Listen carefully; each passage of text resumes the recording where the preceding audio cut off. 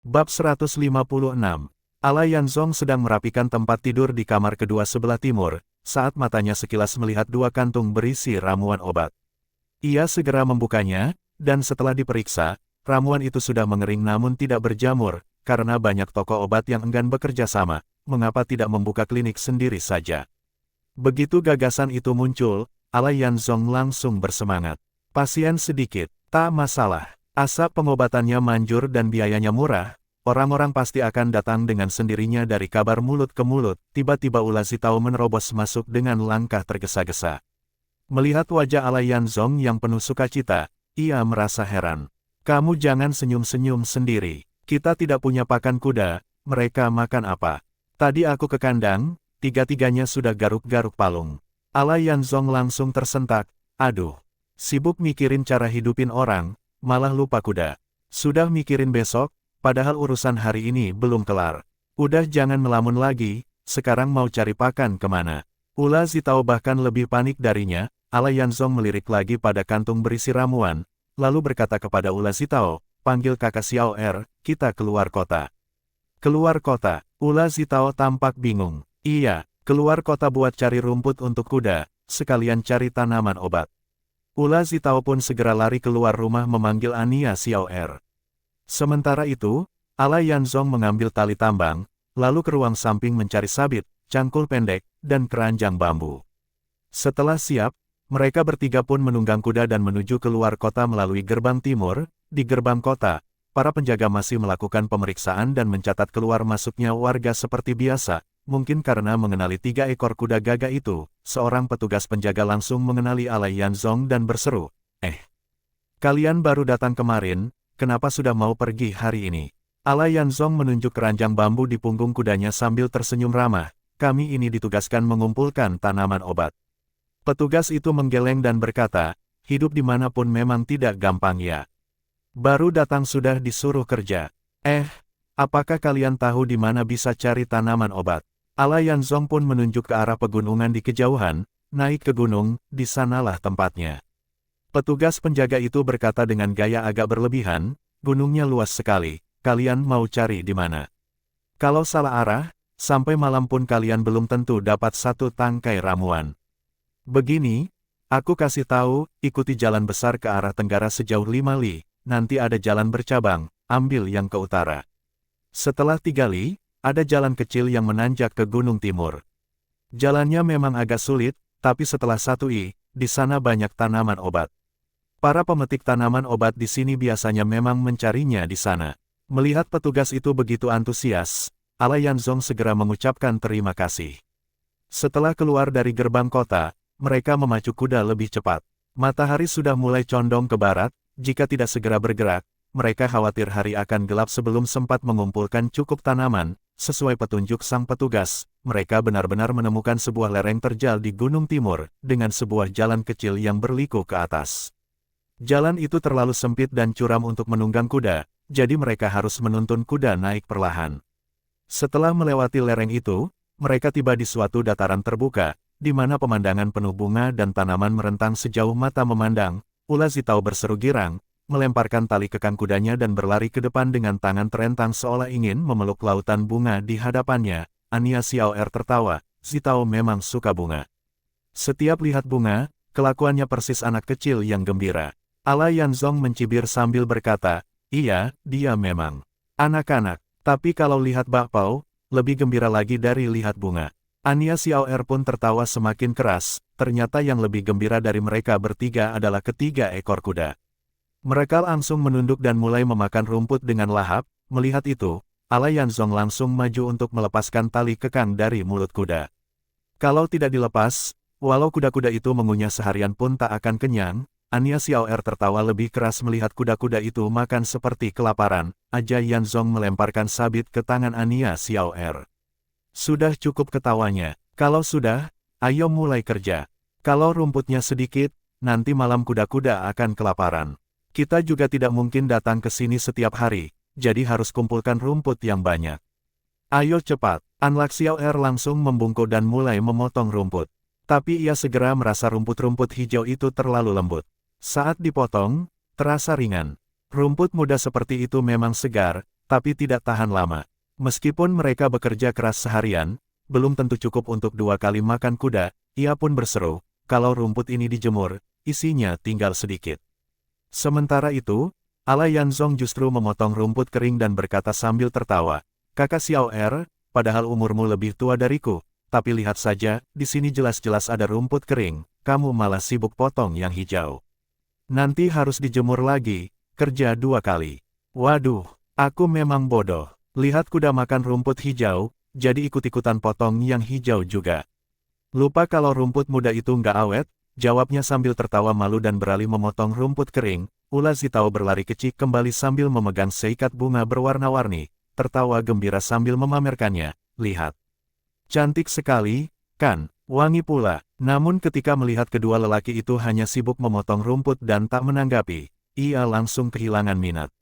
Ia meletakkan bunga-bunga itu di samping batu, mengambil cangkul kecil dan mengenakan keranjang bambunya, lalu menjauh sedikit dari mereka untuk memulai memetik tanaman obat sendiri. Sambil menggumam pelan, Ula Zitao berkata, "Membosankan, 2 laki-laki yang membosankan."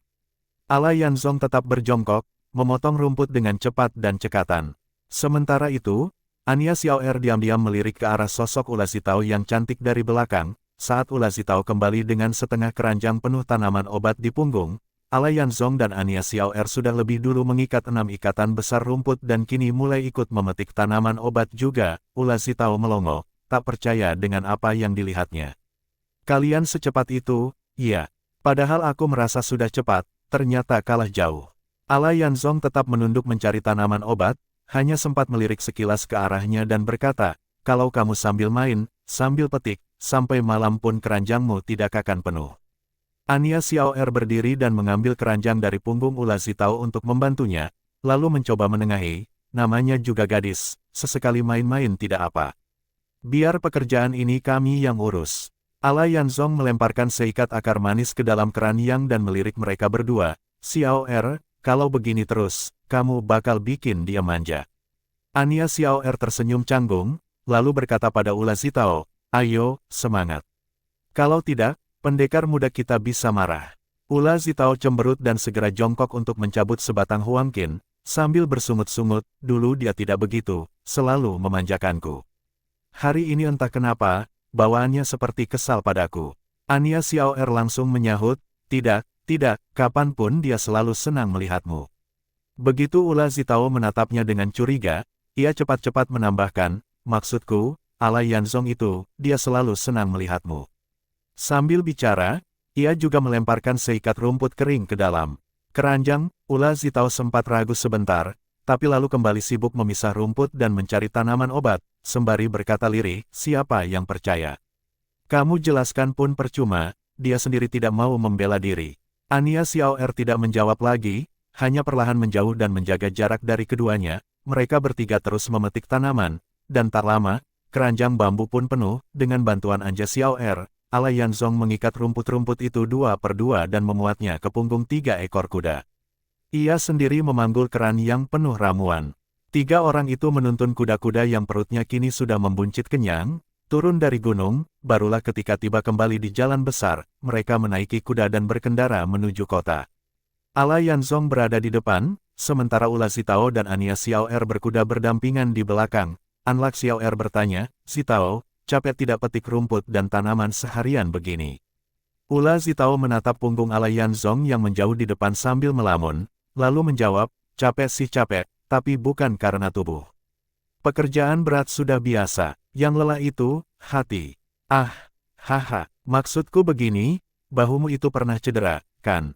Setelah kerja terus-terusan hari ini, apakah terasa sakit?"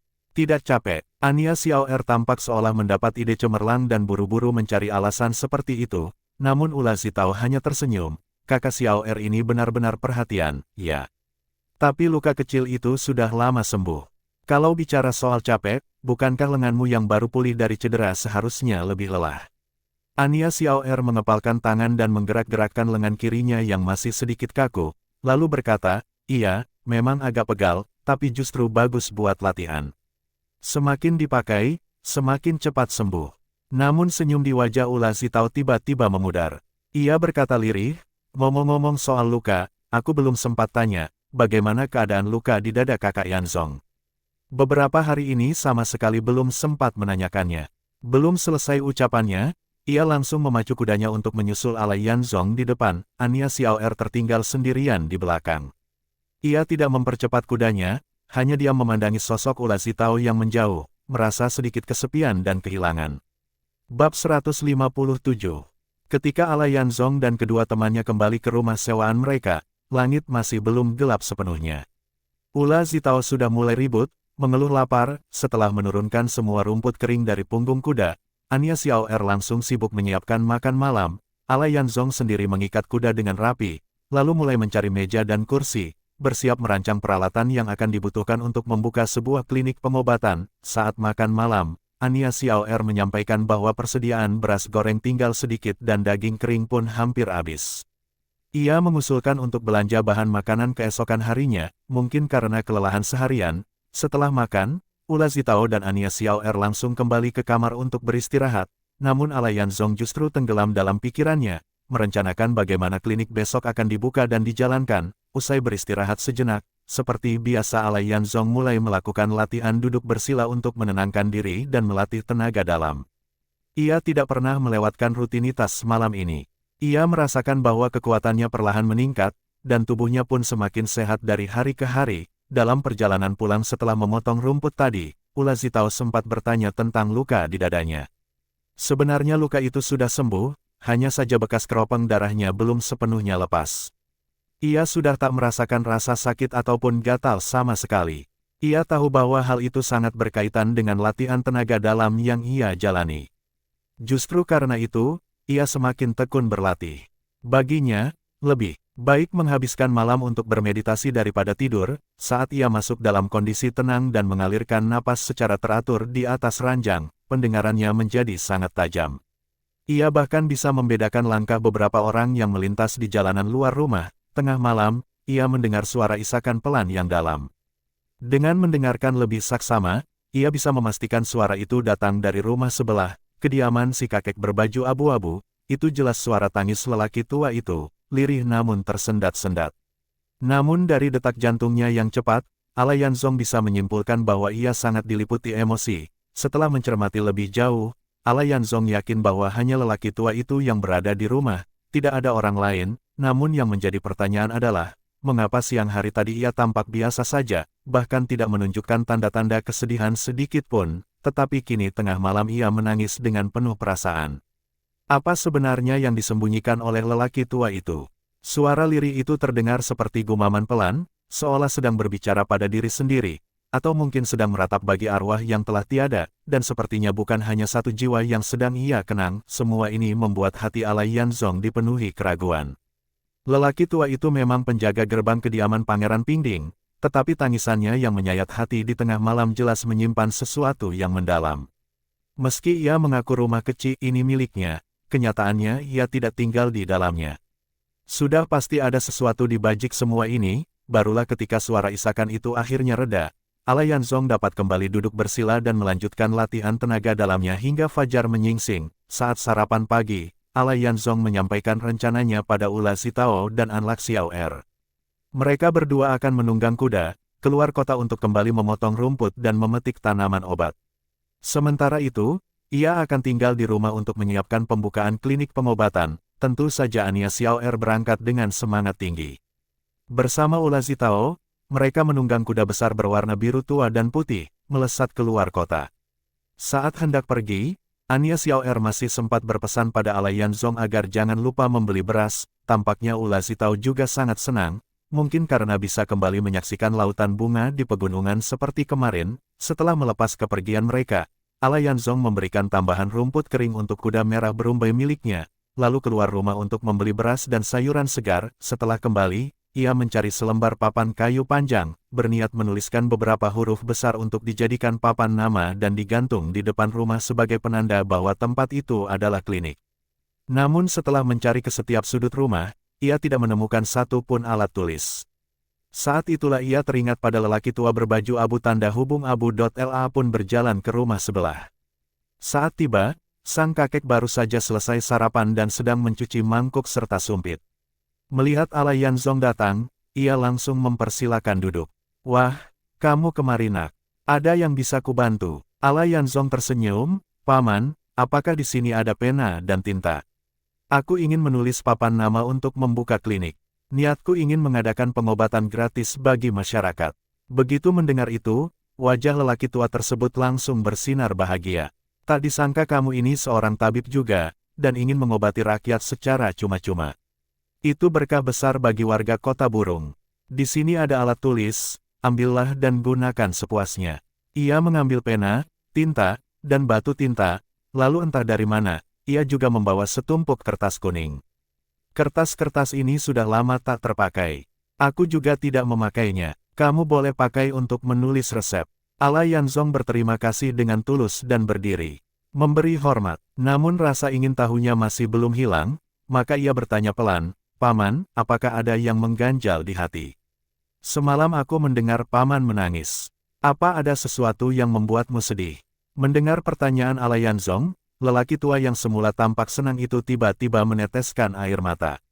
Ia duduk perlahan di kursi rotan, lalu berkata, itu sebenarnya urusan pribadi yang menyedihkan, tak kusangka sampai terdengar olehmu, nak. Setelah itu, ia mulai menceritakan kisah hidupnya kepada Ala Yanzong. Nama lelaki tua itu adalah Beili Changfeng, seorang mantan prajurit tua yang pernah mengikuti Pangeran Pingding berperang kemana-mana, menempuh medan tempur dari selatan ke utara. Karena kesetiaannya yang luar biasa, Pangeran Pingding menjadikannya pengikut kepercayaan. Belakangan, bahkan membantu mencarikan istri untuknya, dan dari pernikahan itu ia dikaruniai seorang anak laki-laki. Setelah Pangeran Pingding berhasil merebut Kota Burung di wilayah Qiaolu Barat, beliau ingin menetap di sebuah tempat yang layak. Kebetulan, saat itu ada yang hendak menjual rumah besar ini. Maka Beili Changfeng ditunjuk sebagai penghubung, dan rumah besar itu pun dibeli. Konon rumah ini dulunya adalah milik sebuah keluarga besar yang menguasai ilmu pengobatan dan bela diri, namun seiring waktu mengalami kemunduran. Terlebih saat terjadi kekacauan perang, mereka tak lagi sanggup bertahan dan terpaksa menjual rumah ini. Pemilik baru rumah itu sendiri juga tak tinggal lama di dalamnya. Karena menghindari bencana, ia dan keluarganya pindah ke tempat lain. Saat hendak menjual rumah ini kembali, kebetulan Pangeran Pingding masuk ke kota dan langsung tertarik dengan rumah tersebut. Maka ditetapkanlah rumah ini sebagai kediaman Pangeran Pingding. Beili Changfeng sebagai pengikut setia juga menetap di sana.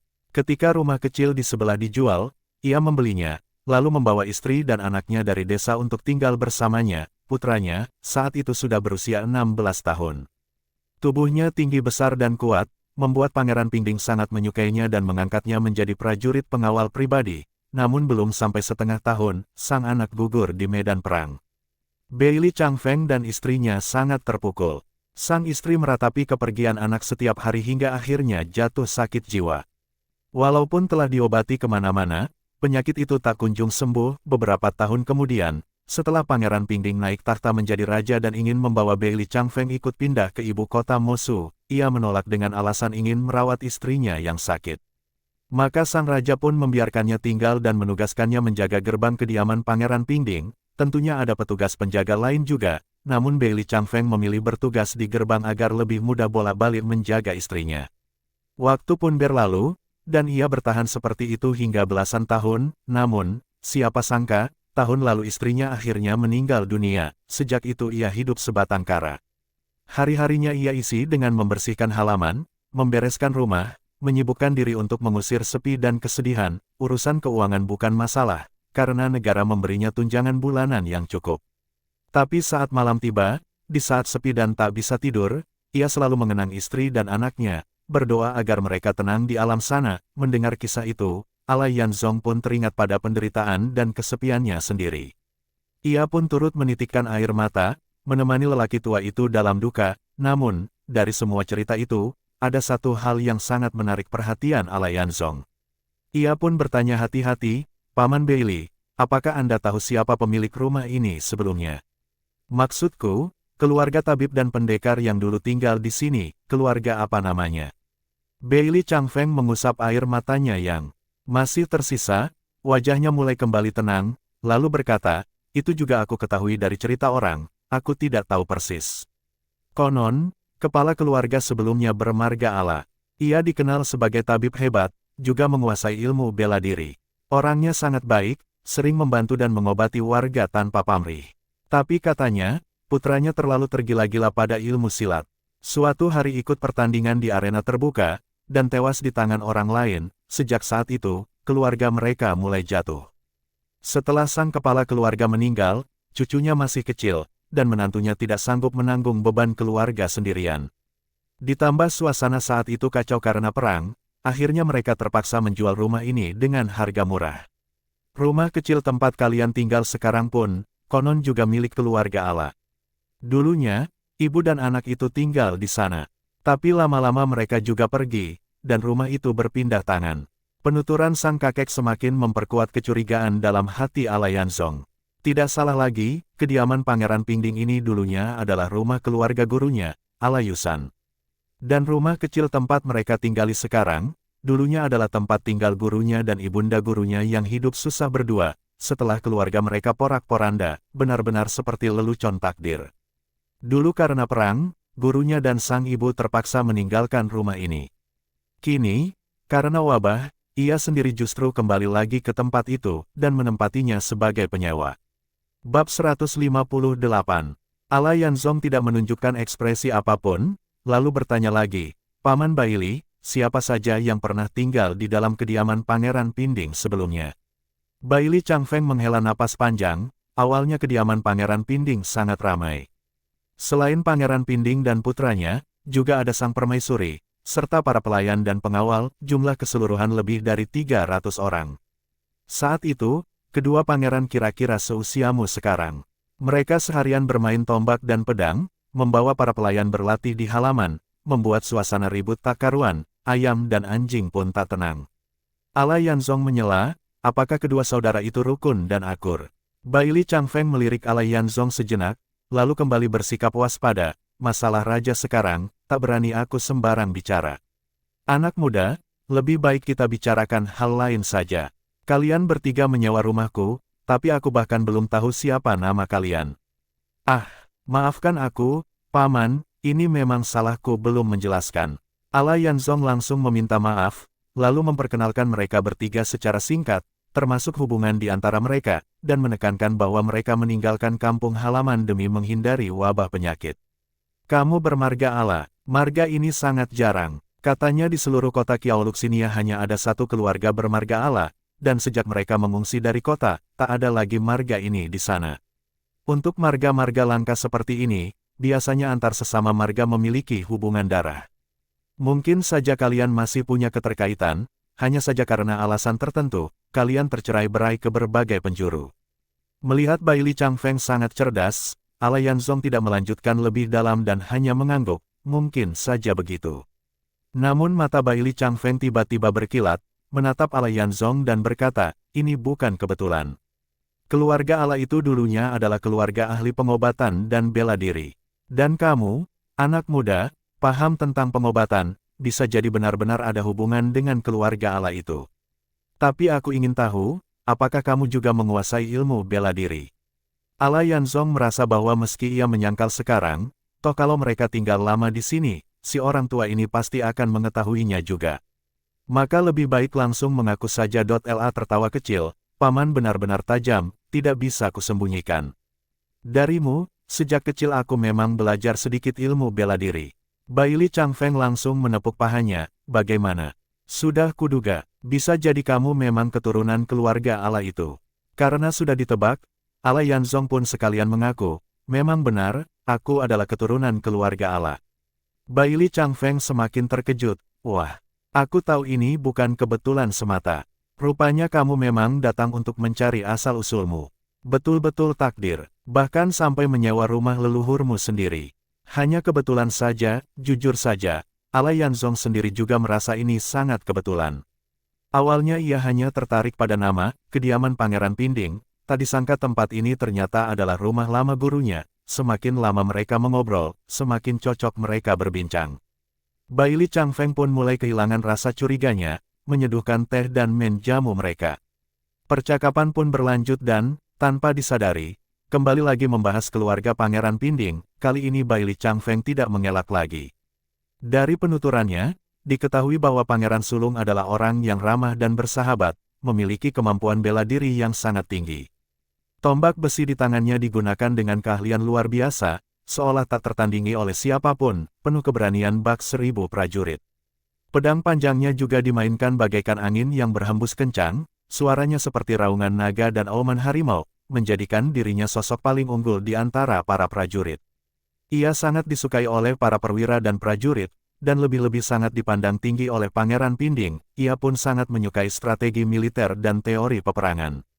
Sering kali ia membaca buku strategi di bawah cahaya lentera hingga larut malam, berdiskusi dan mempraktekkan taktik penyerangan bersama bawahannya. Sejak muda, ia sudah mampu memimpin pasukan secara mandiri, 10.000 pasukan di bawah komandonya hampir tak pernah kalah dalam pertempuran. Pangeran Pinding sangat gembira dan bangga, sering memuji bahwa putra sulungnya memiliki kemampuan untuk menyatukan negeri, sedangkan Pangeran kedua, meskipun memiliki kemampuan bela diri juga, namun jauh tertinggal dibanding kakaknya. Ia memang memiliki pemahaman atas strategi dan kesusastraan, tetapi tidak terlalu bersemangat. Yang paling ia sukai justru adalah siasat dan tipu muslihat dalam politik. Ia sering mengadu dan mencari muka di hadapan Pangeran Pinding, karena usianya yang masih muda, Pangeran Pinding cenderung memanjakannya, dan seringkali menuruti keinginannya dalam urusan kecil. Hal inilah yang membuat Pangeran kedua tumbuh dengan sifat yang arogan dan semena-mena. Wataknya pun menjadi kasar dan pemarah, mudah melampiaskan amarah kepada para bawahannya. Setelah dewasa, Pangeran Pinding mulai merasa tidak tenang jika membiarkan Pangeran kedua memimpin pasukan sendirian, maka ia pun selalu membawanya di sisi. Saat kecil, kedua pangeran memang sering berselisih, namun bagi orang-orang di sekitar mereka, itu dianggap sekadar pertengkaran biasa antar saudara. Pangeran Pinding pun tak terlalu mempermasalahkan, karena biasanya Pangeran Sulung selalu mengalah dan meminta maaf lebih dulu, tidak pernah memperbesar masalah. Kemudian, karena sering keluar bertempur, keluarga Pangeran Pinding tidak lagi tinggal tetap di kediaman tersebut. Karena khawatir musuh akan menyerbu dan membantai keluarga, sang permaisuri pun dibawa serta ikut dalam perjalanan, hanya meninggalkan beberapa pelayan untuk menjaga kediaman. Baili Changfeng adalah salah satu dari mereka. Beberapa tahun kemudian, hanya ada 2 pesta pernikahan yang diadakan di kediaman itu, yakni saat Pangeran Sulung dan Pangeran kedua menikah. Namun 2 tahun setelahnya, Pangeran Sulung, putri mahkota muda, dan putra kecil mereka yang baru genap 1 bulan usianya, semuanya menghilang. Tanpa jejak, hingga sekarang pun tidak diketahui apakah mereka masih hidup atau telah meninggal. Selama bertahun-tahun tidak ada kabar apapun tentang mereka, besar kemungkinan mereka sudah tewas. Jika memang demikian, siapa yang membunuh mereka hingga kini masih menjadi misteri. Dari percakapan ini, Ala Yanzong mendapat pemahaman lebih dalam mengenai watak dan keadaan kedua pangeran melalui sisi lain, yang tentu saja lebih dapat dipercaya karena bersumber dari penjaga pribadi yang dahulu sangat dipercayai oleh Pangeran Pinding. Ini juga memperkuat kebenaran dari ucapan Mo Sufuyun, bahwa itu bukan sekadar omong kosong belaka. Tampaknya pangeran kedua memang sudah lama memendam rasa iri dan benci terhadap kakaknya. Mungkin saja seperti yang ditebak oleh Mo Sufuyun, Pangeran Sulung benar-benar dibunuh oleh pangeran kedua. Ala Yanzong terdiam dalam lamunan. Baili Changfeng melihatnya melamun, pandangannya terpaku pada cawan teh yang tak bergerak, lalu melambaikan tangan di depan matanya sambil memanggil, "Nak. Nak, tabib kecil, kenapa kamu terlarut dalam ceritaku?" "Ya." Ala Yanzong tersentak, segera sadar dan kembali fokus. Haha, maaf, Paman. Aku jadi melamin. Cerita Paman benar-benar penuh liku dan menarik. Aku seperti tenggelam di dalamnya dan sulit kembali. Paman, padahal aku kesini hanya untuk meminjam pena dan tinta, tapi malah asyik mendengarkan cerita. Sekarang sudah agak siang, aku harus kembali bekerja. Kalau tidak, klinikku tidak bisa buka pagi ini. Selesai berkata begitu, Ala Yanzong mengambil pena, tinta, kertas, dan batu tinta dari atas meja, lalu berdiri dan melangkah keluar. Sambil berjalan ia masih sempat berkata, "Aku bahkan belum sempat berterima kasih pada Paman." Sudah berterima kasih tadi. Hahaha, Nak, kalau ada waktu datanglah lagi. Kita berdua cocok sekali. Kalau ada keperluan, jangan sungkan datang lagi. Baili Changfeng melihat kepergian Ala Yanzong yang tampak tergesa-gesa, seolah merasa sedikit enggan berpisah. Semangatnya dalam bercerita tampaknya belum surut, mungkin karena kesepian yang sudah berlangsung lama, maka ia sangat mendambakan seseorang untuk mendengarkan curahan hati. Kini setelah kehadiran Ala Yanzong, seorang pendengar yang setia, ia pun semakin bersemangat bercerita dan sudah tak lagi menyimpan rasa waspada seperti sebelumnya, bahkan seperti menemukan seorang sahabat kecil. Alai Yanzong kembali ke halaman dalam dan memutuskan untuk tidak lagi memikirkan soal konflik antara Pangeran Sulung dan Pangeran kedua untuk sementara waktu. Ia menulis 2 kata besar di atas papan kayu, pengobatan gratis, lalu menggantungnya di sisi timur gerbang. Ia pun mengangkat 1 meja kecil dan 2 kursi rotan, meletakkannya di depan pintu masuk, kemudian mengatur pena, tinta, kertas, dan batu tinta di atas meja. Setelah berpikir sejenak, ia kembali masuk ke dalam rumah, membuka bungkusan dan mengambil tas beda peninggalan gurunya, lalu kembali ke pintu dan duduk di atas kursi. Dengan begitu, klinik jalanan yang ia siapkan pun sudah lengkap dan siap untuk mulai melayani. Orang-orang berlalu lalang di jalan dengan langkah tergesa. Beberapa ada yang melirik ke arah klinik, tetapi tak ada seorang pun yang menghampiri. Kini waktu sudah menjelang siang. Matahari tinggi di langit, walau belum terlalu menyengat, tetapi cukup membuat badan berkeringat bila terlalu lama terpapar. Untungnya Alai Yanzong memiliki kemampuan dalam mengatur energi tubuh, sehingga tak merasa terlalu kepanasan. Namun ia mempertimbangkan bahwa jika nanti ada pasien datang, duduk di bawah terik matahari tentu tak nyaman. Maka ia menggeser meja kecil ke bawah naungan pohon willow. Suasana pun terasa lebih sejuk, selain sempat masuk sebentar ke halaman belakang untuk buang air kecil dan sekaligus membawa keluar kuda jantan berumbai merah dari kandangnya untuk diikat di bawah pohon agar bisa menghirup udara segar.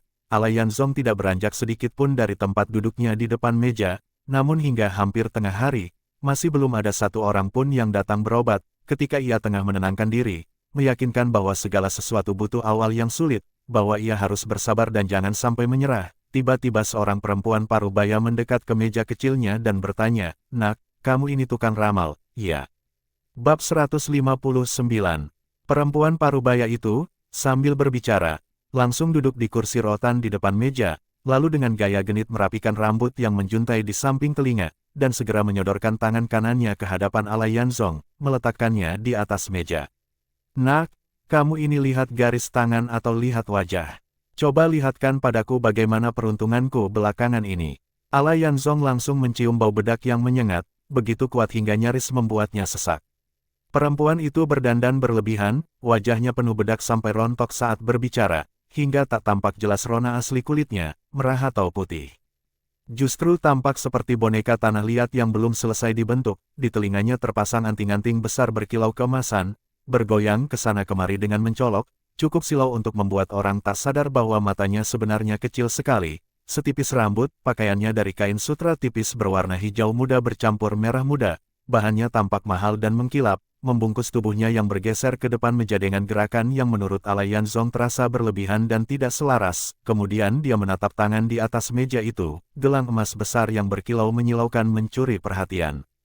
Kulit tangannya memang cukup putih, tampaknya bukan karena bedak. Namun kuku-kukunya yang panjang sekitar setengah senti dipulas merah menyala, jari-jari yang mengembang di atas meja itu, tampak seolah ingin mengorek dada Alai Yanzong dan mengambil hatinya. Meski merasa sedikit canggung melihatnya, namun Alai Yanzong tidak memperlihatkan ketidaknyamanannya. Ia tersenyum dan berkata, "Bibi, aku ini tabib, bukan peramal. Tapi aku tahu nasibmu akhir-akhir ini sangat baik, setidaknya dalam 1-2 tahun ke depan akan ada seseorang yang melayanimu dengan sangat baik." Oh, perempuan itu membuka sedikit matanya yang kecil, tampak terkejut. Alai Yanzong bahkan bisa melihat bayangan bola matanya yang tampak berkilau. Ia berkata, "Kamu bukan peramal. Tapi kenapa tabib bisa tahu nasibku juga? Sungguh aneh. Kenapa? Apa yang aku katakan tidak tepat?" Alai Yanzong tetap tersenyum tenang. Perempuan itu semakin penasaran, lalu bertanya lebih lanjut, "Kalau begitu, Nak, katakan padaku, nasib baik macam apa yang kudapat?" Alai Yanzong menjawab tegas, "Bibi sedang mengandung." Perempuan itu nyaris tak percaya pada telinganya. Wajahnya memancarkan kegembiraan sekaligus keterkejutan. "Nak, jangan menakut-nakutiku. Baru berkata saja langsung mengatakan aku hamil. Padahal kamu belum periksa nadiku. Aku ini baru 3 hari menikah." Alai Yanzong sempat tertegun, perempuan yang hampir berusia 40 ini ternyata pengantin baru. Tapi setelah melihat penampilannya, ia pun bisa memaklumi. "Tak perlu memeriksa nadi pun aku sudah tahu," jawabnya. Perempuan itu menarik kembali tangan kanannya dan berseru, "Nak, kamu luar biasa. Ini benar-benar kabar besar. Suamiku yang sudah 70 tahun pasti akan kegirangan sampai gila kalau mendengarnya. Menurutmu aku mengandung anak laki-laki atau perempuan? Ala Yanzong tersenyum ringan. Bibi, usia kandungan masih sangat muda, sulit untuk membedakan. 9 bulan lagi tentu akan ketahuan. 9 bulan, bukankah biasanya 10 bulan kehamilan? Perempuan itu tampak bingung. Hehe, Bibi ini berbeda dengan orang lain, Bibi akan melahirkan di bulan ke-9, kata Ala Yanzong sambil tersenyum penuh makna. Perempuan parubaya itu kembali menyipitkan mata hingga tinggal sebaris, menyembunyikan raut wajahnya yang canggung. Haha, nak, kamu memang luar biasa. Aku harus segera kabari suamiku, biar dia senang, akhirnya dia punya keturunan juga. Selesai berkata, ia langsung berdiri dan berjalan pergi. Namun belum 2 langkah, ia berbalik, mengeluarkan sekeping koin emas dan melemparkannya ke atas meja. Terima kasih, nak. Lalu ia kembali berbalik dan pergi. Ala Yanzong memungut koin emas itu, mengangkatnya tinggi-tinggi sambil berseru, Bibi, ini gratis, tak usah bayar. Namun perempuan itu tak menoleh, hanya melambaikan jari-jarinya yang bercat merah sambil berkata, anggap saja hadiah. Lalu melenggak-lenggok cepat meninggalkan tempat itu. Ala Yanzong menatap punggungnya, melihat bahwa pinggangnya belum tampak membesar. Ia hanya bisa menggeleng pelan dan menghela napas, setiap orang punya nasibnya masing-masing. Saat itu juga, seorang nenek tua datang menghampiri meja kecilnya. Nak, uhuk-uhuk, siang-siang berteduh di bawah pohon ya. Uhuk-uhuk, Ala Yanzong melihat nenek itu kira-kira berusia 60-an tahun, pakaiannya lusuh dan kumal. Ia sedang membungkuk sambil bersandar pada pohon willow dan batu keras. Ia pun segera bangun dari duduknya, mengitari meja dan membantu nenek itu duduk di kursi. Nenek, silakan duduk. Aku bukan sedang berteduh, aku ini tabib. Kebetulan, biar aku melihat keadaan nenek, batuk nenek cukup parah. Ia mengeluarkan jarum peraknya dan bersiap untuk melakukan akupuntur, namun sang nenek batuk lagi beberapa kali sambil mengangkat tangan menolak, boleh duduk di sini sebentar, tapi jangan diobati ya. Nenek tak punya uang. Ala Yanzong menunjuk papan kayu yang tergantung di sisi pintu dan berkata, ini gratis, tidak dipungut bayaran. Uhuk-uhuk, kalau begitu, mohon dibantu ya, nak. Penyakit lama ini, mendengar tak perlu bayar, si nenek pun bersedia diperiksa, sambil menusukkan jarum ke tangan, lengan, punggung, dan leher sang nenek. Ala Yanzong menjelaskan, nenek, penyakit ini timbul karena kelelahan. Sudah lama bekerja keras, tubuh jadi rusak secara perlahan. Tidak segera diobati, tidak ada waktu istirahat, akhirnya jadi makin parah dan tubuh makin lemah. Uhuk-uhuk, ya, memang begitu. Tidak bisa apa-apa, tidak ada uang untuk berobat, jadi cuma bisa tahan-tahan. Kalau tidak kuat, ya pasrah saja, uhuk-uhuk. Kalau nenek merasa sakit saat aku tusuk jarumnya, bilang saja ya. Aku akan akupuntur dulu untuk mengurangi rasa sakit dan membuang panas tubuh. Nanti nenek akan merasa jauh lebih lega, dan batuknya juga akan membaik. Setelah selesai melakukan akupuntur, Ala Yanzong duduk kembali di kursi rotan, wajah nenek itu kini tampak lebih segar. Walau tubuhnya masih tampak kaku, tapi punggungnya sudah tidak membungkuk lagi, dan batuknya juga tidak sesering tadi. Ini benar-benar mujarab, tidak terasa sakit waktu ditusuk, bahkan seperti tidak terasa ada jarum. Napas jadi lega, batuknya juga jauh berkurang. Tidak minum obat, cuma beberapa tusukan jarum halus, tapi langsung terasa manfaatnya. Kamu benar-benar hebat, nak. Ala Yanzong menjelaskan dengan lembut, nenek, ini namanya akupuntur. Gunanya untuk melancarkan peredaran darah dan merilekskan otot, membuka sumbatan energi dalam tubuh, menghilangkan nyeri dan panas, lebih manjur dan cepat daripada obat. Besok nenek datang lagi, nanti aku akupuntur lagi. Kalau diteruskan 3-5 hari, penyakit paru-paru nenek akan jauh membaik. Nenek itu hanya terbatuk ringan 2 kali, lalu tertawa, kenapa sembuhnya cepat sekali. Kalau bukan mengalaminya sendiri, aku pasti tak akan percaya. Nak, kamu ini benar-benar tabib ajaib. Ala Yanzong menjawab dengan rendah hati. Aku tak berani dipanggil tabib ajaib. Nenek harus banyak beristirahat di rumah, jangan kelelahan. Semua pekerjaan ditunda dulu, pulihkan dulu badan, nanti baru bisa kerja lagi. Kesehatan itu yang paling utama. Namun senyum di wajah sang nenek perlahan lenyap, uhuk-uhuk. Istirahat itu sulit, nak. Kalau tak kerja, tak dapat uang, bahkan untuk makan saja susah, kadang ada, kadang tidak. Kalau tidak sakit, siapa juga yang mau jadi buruh serabutan? Lalu Alayanzong mengambil koin emas yang ditinggalkan oleh perempuan parubaya tadi, dan meletakkannya di tangan si nenek. Ia berkata, "Nenek, simpan uang ini. Cukup untuk makan beberapa saat. Istirahatlah dulu, sembuhkan tubuhmu. Nanti kalau sudah sehat baru cari nafkah lagi." Nenek itu terkejut, buru-buru mengembalikan koin itu ke atas meja kecil sambil berkata, "Tidak, tidak boleh, nak. Kamu sudah mengobati aku gratis. Aku sudah sangat bersyukur. Mana mungkin aku menerima koin emas darimu? Hati ini tak akan tenang. Meskipun aku miskin, aku tak bisa menerima uang sebanyak ini darimu." Nenek itu terus menolak dengan keras. Ia bahkan tampak lupa bahwa tubuhnya masih tertusuk jarum.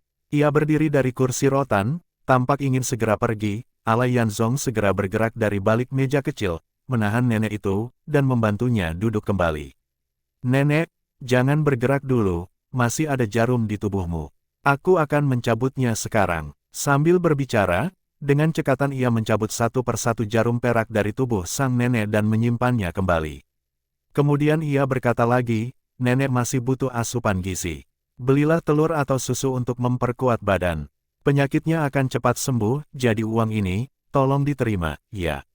Sang nenek berdiri perlahan, wajahnya tampak berat. Ia menatap Alayanzong dengan perasaan campur aduk, lalu berbisik lirih, "Uangnya terlalu banyak, nenek ini tak sanggup menerimanya." Alayanzong pun mengeluarkan 2 keping perak dari sakunya, "Kalau ini, nenek bisa terima, bukan?" Nenek itu ragu sejenak, lalu dengan tangan yang gemetar, ia hanya mengambil 1 keping perak. Air matanya jatuh dalam diam. Ia membungkuk dalam-dalam kepada Alayanzong dan berkata, "Terima kasih, nak. Terima kasih, tabib ajaib. Orang baik seperti kamu pasti akan mendapat balasan yang baik pula." "Nenek, ini tak pantas. Tak perlu begitu, cepat pulang dan istirahat ya." Alayanzong buru-buru membungkuk membalas hormatnya. Nenek itu menyeka air matanya, kembali menatap Alayanzong sejenak, lalu berbalik dan berjalan pergi sambil beberapa kali menoleh ke belakang. Mata Alayanzong ikut memerah, hampir basah. Tepat saat itu, Ula Zitao dan Anlak Xiaoer kembali. Bab 160. Kuda biru dan kuda putih masing-masing membawa 2 ikatan jerami di punggungnya, sementara Ania Xiaoer memanggul sebuah keranjang bambu penuh dengan tanaman obat. Mereka pulang dengan hasil yang melimpah. Melihat Alayanzong duduk sendirian di bawah pohon willow, Ula Zitao mengangkat setangkai bunga segar dari atas kuda, mata berbinar disertai senyum manis. "Lihat. Bunganya sudah siap, selamat atas pembukaan praktikmu." Sambil berkata begitu, ia melompat turun dari kuda dan menyerahkan setangkai bunga kepada Alayanzong, "Semoga usahamu lancar." Alayanzong menerima bunga itu, menghirup aromanya. Wangi bunga yang lembut menenangkan hati. Senyum Ula Zitao yang cerah berpadu dengan keindahan bunganya, membuat Alayanzong sedikit terbuai. Ania Xiaoer pun turun dari kudanya dan bertanya, "Bagaimana? Ada pasien yang datang? Kenapa kelihatannya sepi sekali?" Alayanzong tetap tenang, tersenyum dan menjawab, "Ini baru permulaan, orang-orang belum tahu. Wajar kalau belum ramai. Tenang saja, tidak ada toko minyak dan garam yang tak pernah jualan. Pasti akan ada orang. Tadi pagi sudah ada 2 yang datang." "2 orang?" Ula Zitao dan Ania Xiaoer serempak. Berseru kaget, Ania Xiaoer pun mengernyit cemas, 2 itu sedikit sekali. Alayanzong tetap percaya diri, mengayun-ayunkan bunga di tangannya dan berkata, "Tak perlu khawatir. Beberapa hari lagi kalian berdua pasti sibuk sampai kelabakan. Mumpung sekarang pasien masih sedikit, manfaatkan waktunya untuk memetik lebih banyak tanaman obat." Ula Zitao menunjuk ke arah keranjang dan berkata, "Lihat, pagi ini sudah kami kumpulkan 1 keranjang penuh." "Bagaimana?" Alayanzong mengangguk berulang kali. "Bagus, bagus sekali." Setelah itu, Anlak Xiaoer dan Ula Zitao masuk ke halaman, menurunkan jerami dan menambatkan kuda. Ania Xiaoer menyiapkan makan siang, sementara Ula Zitao menjemur tanaman obat. Alayanzong sendiri tetap duduk di bawah pohon willow menunggu pasien datang, namun hingga waktu makan siang tiba, tidak ada seorang pun yang datang berobat. Seusai makan, Ula Zitao dan Anlak Xiaoer kembali pergi keluar kota untuk memotong rumput dan mencari tanaman obat. Mereka meninggalkan kuda biru besar di rumah, dan Ula Zitao menunggang kuda berumbai merah bergantian untuk digembalakan di lereng gunung. Ala Yanzong kembali menata meja dan kursi di luar rumah, lalu duduk menunggu pasien, yang membuatnya kecewa. 2 jam berlalu tanpa seorang pun yang datang. Hal ini menimbulkan keraguan dalam benaknya, mungkinkah di kota Qiaoluxinia ini memang sangat sedikit orang yang sakit? Apakah penduduknya begitu sehat? Tak heran jika toko obat dan klinik di kota ini jarang dikunjungi. Kalau memang demikian, mungkin tak ada gunanya meneruskan praktik di klinik tak bernama ini, dengan cara membuka pengobatan di tepi jalan, melihat orang-orang berlalu lalang di depannya tanpa satu pun yang mampir atau bertanya. Ala Yanzong benar-benar mulai merasa untuk menyerah, tepat saat Ala Yanzong tengah menopang kepala dengan kedua tangan, merenung apakah perlu mencari jalan lain, tiba-tiba datanglah sekelompok perempuan. Yang memimpin barisan itu tak lain adalah nenek tua dari kemarin pagi. Ia sibuk mengatur orang-orang agar berbaris rapi, satu persatu menunggu giliran untuk diperiksa oleh tabib. Melihat hal itu, Ala Yanzong amat terharu. Ia tentu paham, orang-orang ini jelas datang atas ajakan, atau lebih tepatnya dorongan dari si nenek. Tanpa sempat menyapa dan berterima kasih, ia segera mulai memeriksa nadi para pasien, agar lebih meyakinkan bahwa dirinya benar-benar tabib sungguhan. Ala Yanzong memeriksa denyut nadi setiap orang dengan cermat, meski ia sebenarnya sudah bisa mengetahui penyakit mereka bahkan sebelum memegang pergelangan tangan mereka. Kebanyakan penyakit mereka disebabkan oleh pola hidup yang tidak sehat, kurang gizi, atau terlalu banyak bekerja. Untuk yang ringan, cukup 3 hingga 5 tusukan jarum untuk meredakan gejala. Untuk yang agak berat, Ala Yanzong kadang kembali ke dalam untuk mengambil ramuan, atau menuliskan resep agar pasien bisa menebusnya di toko obat terdekat, karena pengobatan ini gratis, dan sebagian penyakit langsung menunjukkan hasil yang nyata. Pujian serta ucapan terima kasih dari para perempuan itu tak henti-hentinya terdengar. Mereka pun mengakui bahwa nenek tua itu memang tidak berbohong. Saat para pasien itu berangsur pergi, Ala Yanzong merasa puas dan penuh makna. Meskipun tidak mendapatkan uang sepeser pun, bahkan telah mengorbankan cukup banyak ramuan, ia tetap merasa hari ini adalah hari yang sangat berarti. Klinik jalanan ini layak untuk dilanjutkan. Malam harinya, mereka bertiga berkumpul di meja makan. Melihat raut wajah Ala Yanzong yang berseri-seri, An Xiaoer berkata, kalau memang sudah ada pasien yang datang, berarti klinik ini tidak sia-sia dibuka. Dan kalau ada orang yang bersedia menyebarkan berita, itu lebih bagus lagi. Tapi kamu ini membuka pengobatan gratis tanpa pemasukan sama sekali, kalau ini terus berlanjut. Bagaimana kita bisa bertahan? Ula Zitao melirik An Xiaoer sekilas dan berkata, dia memang selalu seperti itu. Tak mau memungut uang dari orang miskin, meskipun penyakitnya parah. Malah kadang dia mengeluarkan uang sendiri. Ala Yanzong pun menjawab, ajaran dari guru tidak boleh kulupakan seumur hidup, menggantungkan diri demi menyelamatkan dunia, mengangkat rakyat dari penderitaan. Rakyat kecil hidup dalam kesulitan. Untuk penyakit ringan mereka tahan, penyakit berat mereka pun pendam, semuanya karena tak punya biaya berobat. Banyak orang yang akhirnya kehilangan nyawa, padahal sesungguhnya tidak seharusnya meninggal. Jika aku menukar nyawa seseorang dengan beberapa keping uang, hati ini sungguh tak akan tenang. Lebih baik aku mengobati gratis dan hidup dengan hati damai. Mendengar penjelasan Ala Yanzong, An Xiaoer pun tidak membantah lagi. Ia hanya menunduk dan menyantap makanannya dalam diam. Keesokan harinya, Ula Zitao dan An Xiaoer kembali menunggang kuda merah berumbai dan kuda biru besar untuk pergi keluar kota memotong rumput dan mencari tanaman obat. Mereka meninggalkan kuda putih di rumah. Ala Yanzong pun kembali mengatur meja kecil dan kursi di bawah pohon willow di depan rumah, dan duduk bersiap menunggu pasien. Saat itu, Bai Li Changfeng lewat sambil memeluk sapu, tertawa-tawa dan berkata, "Nak, kemarin aku sempat khawatir juga. Dari pagi sampai sore aku lihat tak ada satupun orang yang datang. Tak kusangka, saat sore menjelang malam tiba-tiba datang belasan orang. Ternyata aku yang terlalu khawatir, ya. Mungkin hari ini juga akan ramai.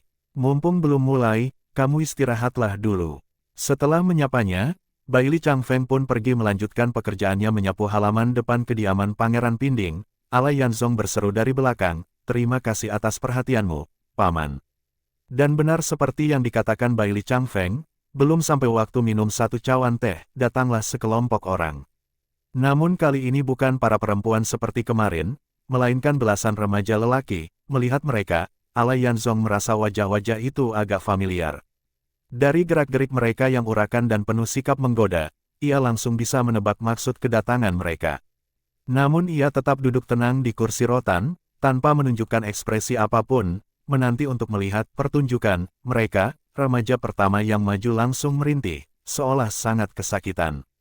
Tapi Alayanzong yang telah merasakan nadinya tahu bahwa anak itu sehat walafiat, detak nadinya kuat, tubuhnya sama sekali tak punya kelainan. Remaja itu duduk di kursi di depan meja, namun duduknya miring-miring tak karuan, seakan menahan rasa sakit yang tak tertahankan. Ia menyandarkan tubuh ke kursi rotan, sambil menyodorkan lengan kekarnya ke hadapan Alayanzong. "Tabib, perutku sakit sekali, tolong buatkan resep, aku benar-benar sudah tak tahan."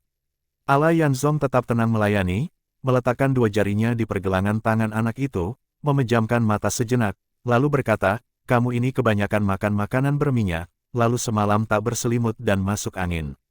Remaja itu langsung terkejut, "Tadi malam aku memang makan 1 ekor ayam panggang sendirian, lalu minum 2 liang arak. Tidur begitu saja di ranjang, lupa pakai selimut. Tengah malam aku terbangun karena kedinginan." "Wah, kamu bisa tahu sampai segitunya hanya dari memeriksa nadi. Hebat juga." Alayanzong tersenyum ringan. "Aku ini tabib, penyakit semacam ini sangat biasa, tentu mudah dikenali. Tidak perlu obat, cukup akupuntur sebentar untuk mengeluarkan minyaknya." Sambil berbicara, ia mengambil jarum peraknya. Belum sempat si remaja bereaksi, ia sudah berkeliling meja, menyibakkan baju remaja itu, dan langsung menusukkan beberapa jarum ke perutnya. Remaja itu berteriak, "Aduh! Jangan tusuk, aku takut jarum." Tapi sudah terlambat. Alayanzong sudah selesai menusukkan jarum dan kembali duduk di kursinya, tenang tanpa memperdebatkan apapun. Remaja itu tampak kesal, menepak meja dengan keras sambil membentak, "Hei, kamu ini bagaimana? Belum aku izinkan. Kenapa langsung ditusuk? Kamu ini mau buka praktik atau tidak?" Namun sebelum ia sempat menyelesaikan kalimatnya, terdengarlah suara perut yang nyaring dan bau kentut yang melesat dari arah pantatnya. Seketika itu, semua remaja di belakangnya tertawa terbahak-bahak. Remaja itu pun langsung terdiam, wajahnya memerah. Ia melirik Alayanzong sekilas, laju bangkit dan lari terbirit-birit sambil menutupi pantatnya. Gaya jalannya pun seperti orang yang tak bisa memutuskan apakah ingin lari cepat atau tidak. Alayanzong hanya melirik sekali ke arah punggungnya yang kocar-kacir, lalu berseru dengan tenang, "Selanjutnya."